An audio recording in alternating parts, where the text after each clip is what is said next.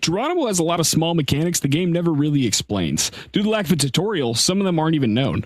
These can help you move faster, handle your weapons more effectively, and even give you a few unexpected options during close quarters combat. Here are 5 Geronimo tips you may not know about. Here's tip number 1.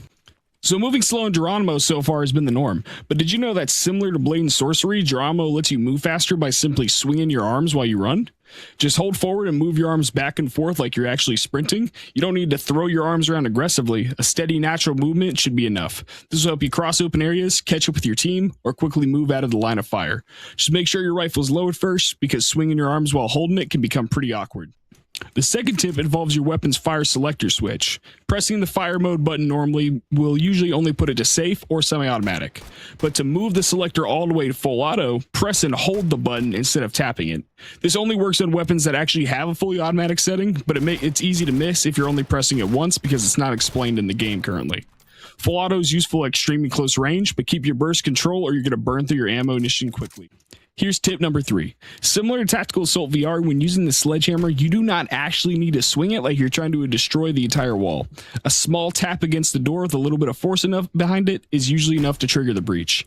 This makes using the hammer faster, more controlled, and safer for you to get into the actual room, and it also helps mitigate some of the bugs that are currently in the game. You don't want to slam your controller into a wall, desk, or television just because you were trying to make a breach look more dramatic. Line up the hammer, give the door a quick tap, and it should open.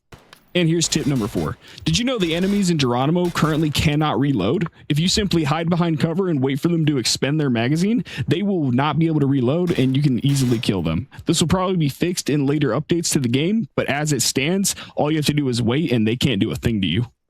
And here's the final tip.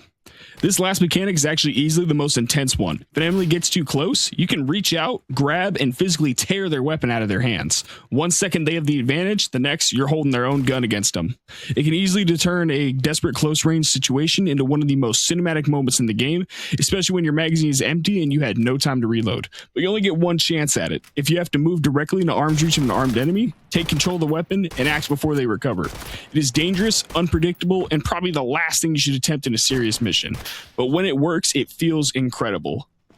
These are 5 Geronimo mechanics that the game does not explain very well or hides from the player. Swing your arms to move faster, hold the selector button to access full auto, use a light tap with the sledgehammer, and remember that you can physically take weapons away from enemies.